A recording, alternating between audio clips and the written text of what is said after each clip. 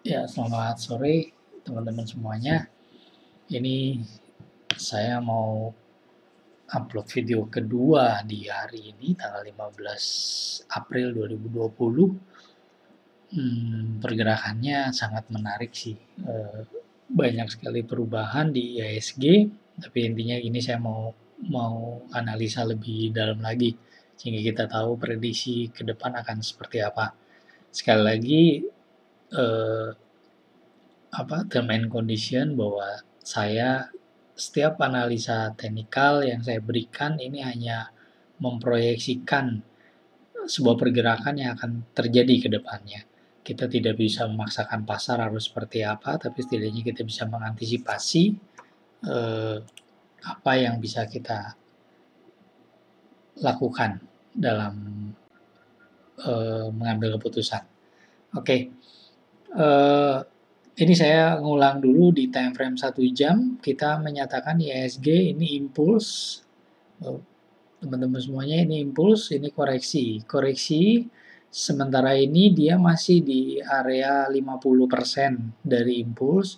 Dan saya masih kasih garis putus-putus karena eh, pergerakan apakah ini akan membentuk impuls kembali yang akan break eh, top terakhir di time frame 1 jam, kurang lebih ada di sini, di 4.815 atau belum. Nah, saya mau lihat di 5 menit. Jadi dari tadi saya banyak memberikan gambaran time frame 5 menit. Nah, Bapak Ibu, tadi siang saya coba upload bahwa area koreksi di antara ini. Ternyata pergerakan harga sampai sore hari ini cukup lumayan kuat, turun, dan ini adalah bottom terakhir. Kalau saya nyatakan dari ini adalah perubahan, di mana top ini di break jadi impuls, koreksi impuls, dia sedang koreksi, ternyata ini turun dan dia eh, ada posisinya di bawah ini. Secara hitungan, eh, sebagian besar orang akan menyatakan ini yang disebut double bottom. Ketika double bottom, pattern dengan kondisi double bottom ini dia akan naik. Tapi analisa yang saya pakai istilahnya break bottom.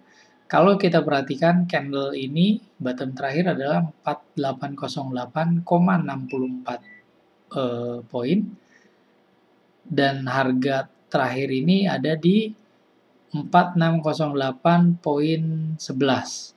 Jadi sebenarnya candle ini lebih rendah dari candle yang ini. Jadi saya boleh nyatakan ini break bottom. Jadi di mana ketika ini harusnya koreksi, dia berubah menjadi impuls.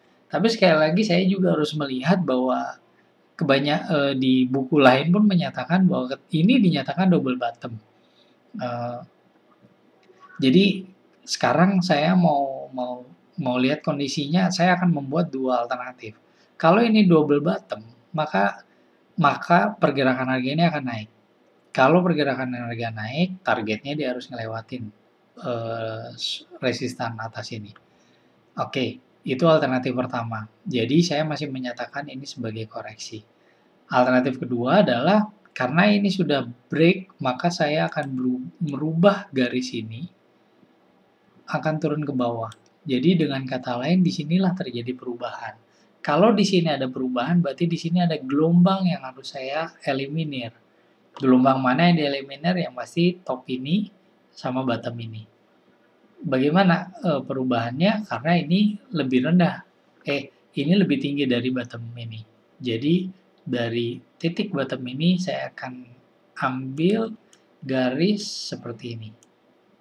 Jadi ini baru dibentuk oleh satu gelombang. Impuls dan korektif. Nah, impuls dan korektif. Saya kasih warna hijau biar nggak bingung.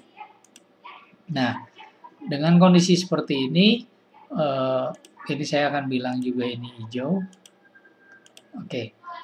Nah, kalau alternatif yang ini berjalan, ini saya eliminir, berarti ini tidak boleh di break.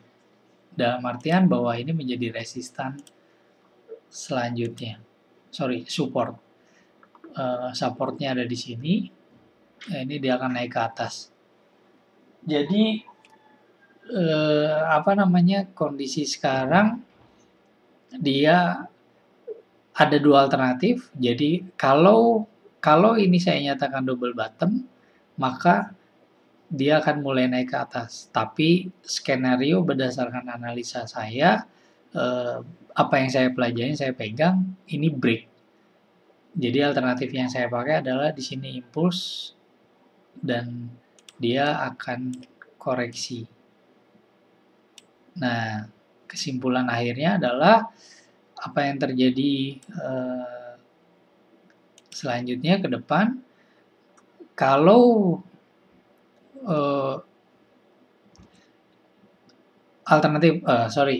skenario pertama, ketika dia double bottom, maka dia akan break ke sini, saya masih nyatakan impuls.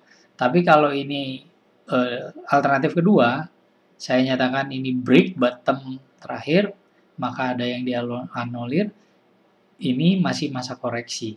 Kalau masa koreksi dari sini, maka saya akan tarik Fibonacci retracement dari titik ini sampai ke sini. Alternatif selanjutnya adalah ini area koreksinya, di mana 61,8 ada di 4630, 50 ada di 4650, dan 38 ada 4670. Makanya di time frame 1 jam yang biru ini saya masih kasih garis putus-putus karena sepertinya ini masih belum confirm. Jadi Bapak Ibu sekalian, teman-teman sekalian, ini kebetulan udah di break ngelewatin semuanya. Apakah dia akan tembus di 78,6? Ini koreksi yang paling bawah. Ya kita tinggal lihat pergerakannya. Tapi secara keseluruhan time frame 5 menit masih nyatakan di uptrend, sedang koreksi berarti. Time frame 1 jam masih uptrend dan sedang koreksi juga. Ya kurang lebih itu yang bisa saya bagikan. Kita lihat pergerakan besok.